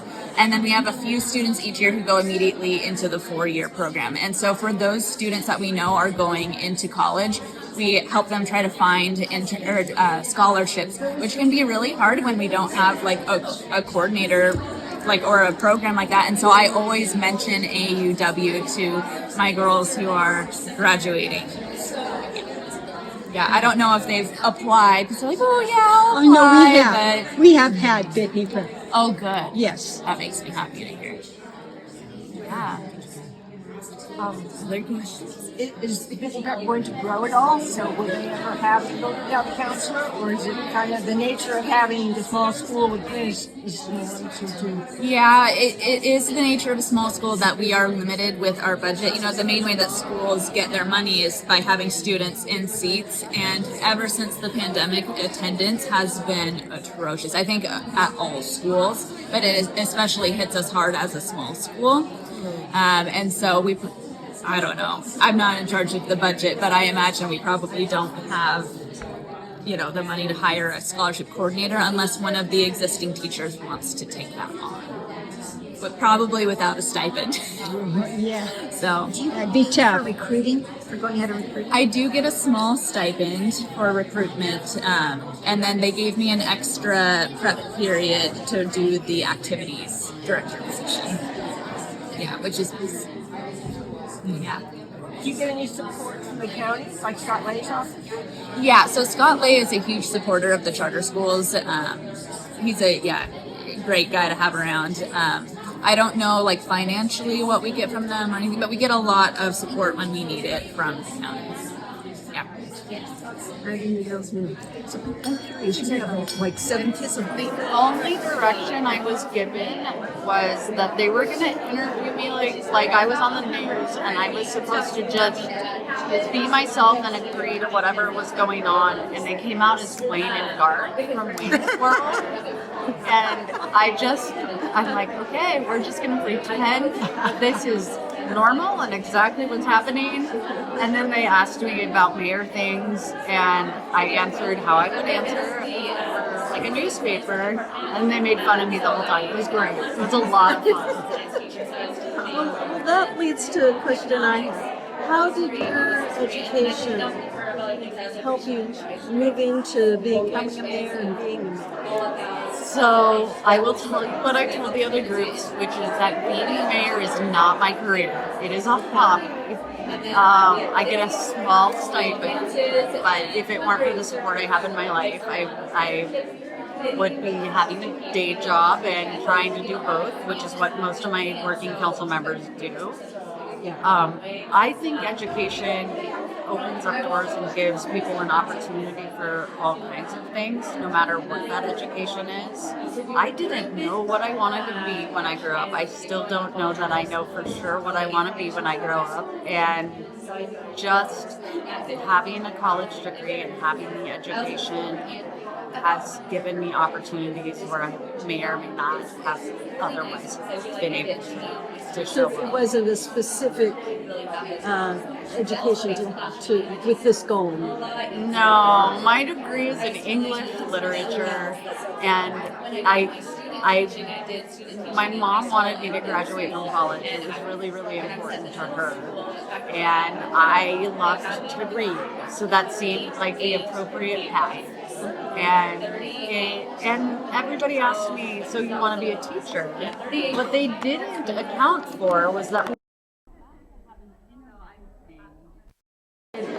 writing to populate those pages. So I was able to do a lot of work in web design and website building and content writing, which led me into marketing. And I've done a lot of nonprofit marketing, and then the sort of byproduct of running for office, because I didn't know how to run for office when I was like, I want to be in office because I want to change the conversation about affordable housing in our community. I took a class on how to run for office, and a part of that class was how to fundraise, because I didn't know how to ask people for money. Where did you take that class? The Emerge California program. Very esteemed alumni, people like Kamala Harris, Fiona Ma, Betty Yee. I am in good company. Wow. And So how long is that class? It's like a seminar? It's 8 months long, once a month, all day, on the weekend. And you get together with, at the time, because Donald Trump had just been elected the first time, we had a huge rush of women who wanted to serve, and so our cohort was 60. It's usually about 30. Is it in person? It was in person. We met in person. We flew all over the state. We met in union halls and fire stations. Our graduation was at the Capitol building, and I got to meet Mayor Libby Schaaf and Mayor London Breed from San Francisco. I still have phone numbers in my phone that I like shocked that I have. You were in the Bay. We were all over. So I do keep in touch with my rural counterparts, because combined solutions are where we need to be. But it did help me give access to some of our more urban and suburban policymakers. I often call them and say, well, that's a really great idea for your city. Here's how that's going to look in rural California. And so we've been able to get some movement for policy that isn't a one-size-fits-all. It's a very diverse state, both culturally, but also geographically and environmentally. And so I've been able to get a little bit of consideration for us out here in beautiful Northern California. Doesn't this encourage you for higher office? I don't have ambition for that. I originally started by running for supervisor because I was interested in economic policy as it related to people my age and younger. And I was completely unknown and very naive, but I only lost by 160 votes for that seat against a 27 incumbent male who had a lot of political clout. So I was a surprise dark horse. And after I lost, I was like, well, that was fun. I guess I'll figure out what I'm doing next. And someone was like, you've already knocked all the doors in Grass Valley. Why don't you just run for city council? And I was like, oh, I guess I could do that. Sure, yeah, I'll do that. And then I worked city council. I really, really like fixing potholes and building parks. So it's been Great. How about affordable housing? affordable housing, everybody's favorite topic, and mine. And we are working on a project in conjunction with Sierra College, who has money to build student housing. They built a lot of great student housing. It's year-round, which was intentional. Usually that gap for the summer, it has a risk factor to it, and they eliminated that gap. So, but they're out of room at the Rockland campus, and we have room here in Nevada County. So there's a possibility of being able to fund student housing through the community college system, which would be a great asset to our community. And then, in addition to that, we're building market rate housing. I did not vote for the Loma Rica Ranch project that's currently going up, by Dorsey in Sutton. I didn't vote for it because it didn't have an affordable component necessarily. It has market rate housing. There is a duplex section that will be built.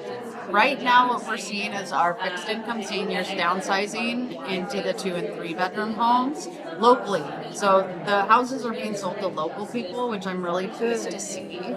And then we'll have apartments go up at the Dorsey Drive Marketplace when that breaks ground. We faced some environmental lawsuits that were really about NIMBYism, not in my backyard, more than it was about the environment. The lawsuit they decided to deploy was about emissions and whether or not the housing was going to be too close to the freeway. And I finally said, look, right now they're living under the freeway. I don't know that them living next to it is going to be worse. I hope I have. I think so. The conversation has certainly changed. People talk about it all the time now. I mean, we have the RV ordinance, which is facing a lot of opposition at the county level. But what we know is that we are not trying, we're just trying to legalize the people who are here and what their housing situations really are. We know that people are living in RVs currently. These are our children and our young families and our workforce and our students. And we're just asking the removal of the illegal or not permitted secondary housing. But the perception is that that's somehow going to bring campers up to live on private property. I don't buy that equation. I think people like to stay near home. And I have a friend who's a comedian who jokes about living in a shed in her in-laws' backyard, except that's exactly what she's doing. And they've made it really nice and it's insulated, but it is a shed in her in-laws' backyard. People are getting creative. Yeah. What has been the biggest challenge for you as a mayor in terms of some goal that you wanted to accomplish? Maybe it is involved with housing, but it could be anything. So the biggest challenge to goals for me as a mayor, honestly, I think is self-doubt. Your own self-doubt. My own self-doubt. I don't think of myself as powerful. I don't think of myself as a change maker. I really like listening to people and figuring out who has the answers and solutions. But does that mean you capitulate to people? Top position? I don't think I capitulate to people. There are so many people doing good work in our community and have really great projects on the ground. We have more nonprofits per capita than anywhere else in the United States. And so the research has been done, the work has been done, bringing those projects and realizing that I can direct staff to take a look at them and see whether or not they're going to be a solution to some of our long-term strategic plans. And it took me a long time of being on council to realize, I'm the boss. Of course we're a deliberative body and you need 3 out of 5 of us. but we're only as good as each other's ideas and the community's input. And so I think collaboratively we work really well together. We don't agree on, our lawn signs all the time, but we definitely agree on what's good for the community here in Grass Valley. And so we like to take the good ideas and get them legs, but it took me a long time to be able to do that, to be able to see myself in that position of power. So if you had the confidence, what's the one thing you would make happen The that you haven't confidence. yet? I love that phrasing, if I had the confidence, because usually people phrase this as if you had a magic wand. And a magic wand isn't not the same, no. So if I had the confidence, what's the one thing? Oh man.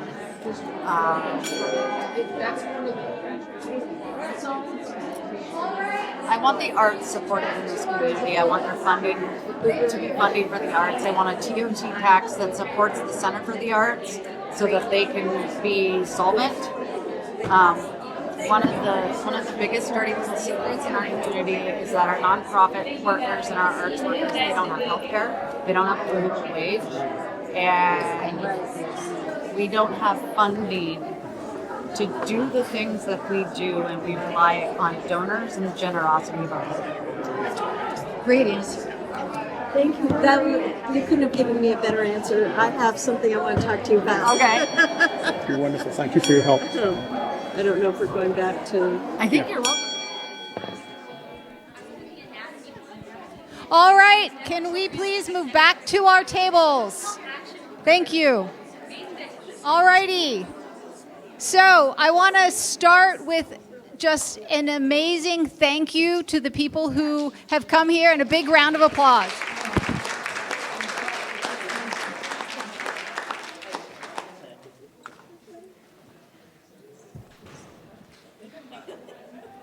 All right, so we have a few more slides and we will get you out the door by 11 as promised. So we are, all of us who are involved in AAUW, we do many things that help with this effort. And so certainly fundraising, working on the scholarship committee in the many different ways that we work is helping. And the reality is we still need money. Every year we're trying to raise money. There are actually envelopes at your table. This is not a fundraiser today. This is really an informational meeting. But if you are so compelled, just saying. Anne's going to talk briefly about what our current trusts entail. Yes. As I said earlier, the Charitable Trust was established in 1970 to provide scholarships for local women seeking a higher education. The trust is a 501c3 nonprofit and is totally separate from the branch.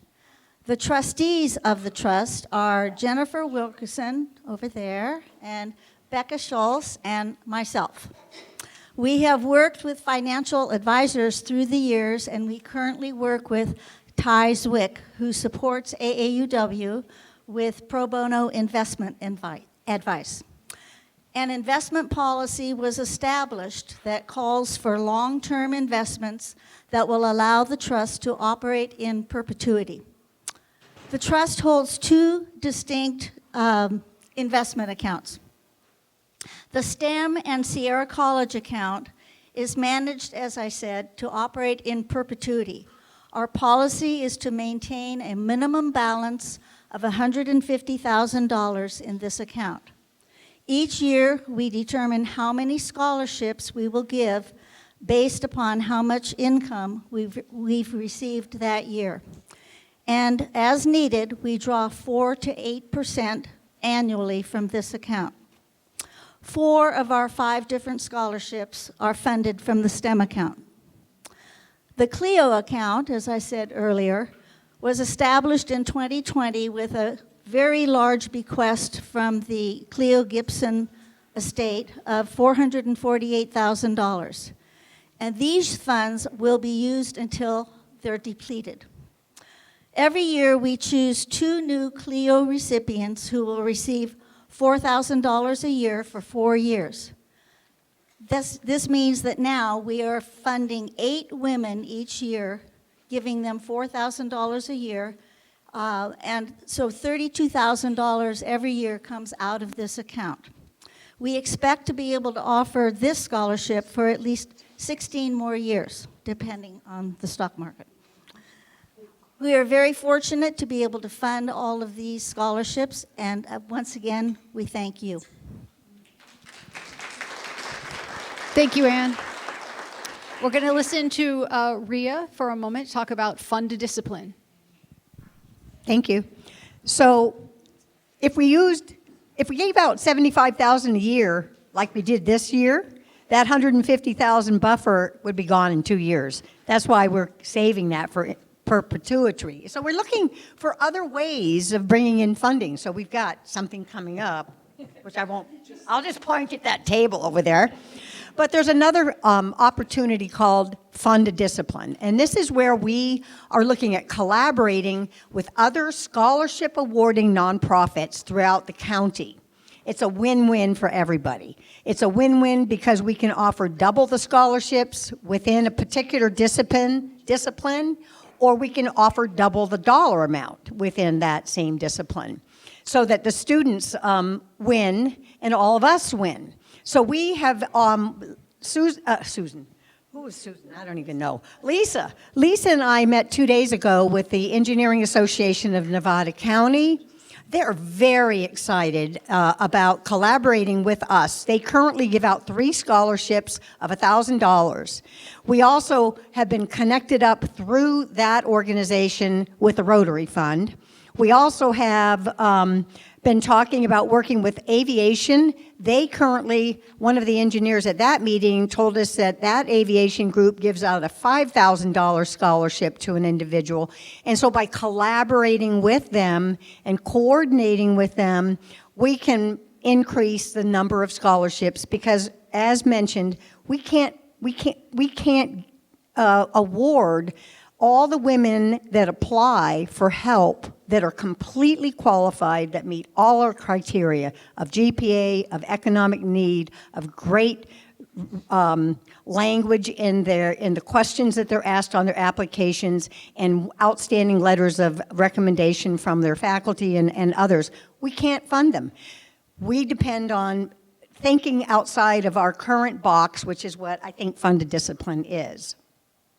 Circle has also been we've been talking with Circle, with Julie Polkroff, and the State Parks Association, which is a statewide organization. So if we really feel like sometime this year, 2026, we'll be able to formalize this. Is there another slide? I don't remember. We do have a $10,000 financial commitment as a match specifically for this program, so that Engineering Association of Nevada County is looking at their $3,000. So that $10,000 is available if other organizations agree to participate. So if they only agree to 2,000 or 3,000, then there's 3,000 available. If it's something more, up to 10,000, and the balance will be put into another account for future Fund to Discipline efforts. It's a new program. Anybody interested in helping? If you're in a professional organization that has scholarship givings, you want to work with me, putting something together with that group, we'd love to work with you. Lisa and I and Ann and Rose and Franny, we're on it. All right, thank you. Thank you, Rhea. So, obviously, we're always looking for help in our local scholarship committee. So at your table, there are signups if you are interested in any of these areas to help us, which we've talked about earlier. And now for the fun.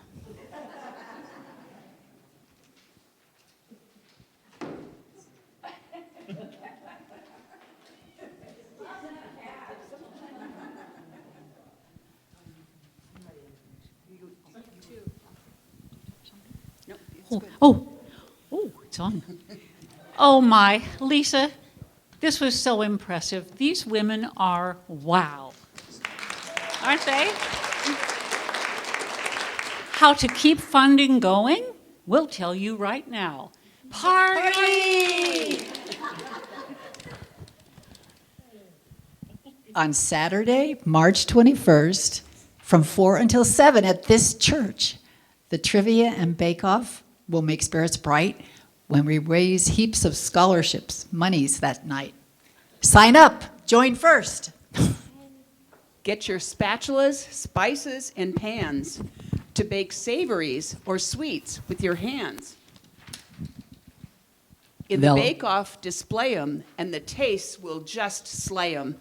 They'll You'll soon howl with earn delight. Is yours wonderstruck best? fans. Oops, sorry. I came in too soon. They'll howl with delight. Is yours best of the night? But wait, there are trivia games. Oops. To test your sharp memory claims. So with one hand you nibble, with the other you scribble the answers to bring glorious fame. I can't leave This over. event fills our coffers for learning, for educational goals that are burning. No need for waiting, no hesitating. Sign up now to keep these fires churning. And again, there are papers on your table to sign up for helping with the cuisine night. Thank you. Let the party begin.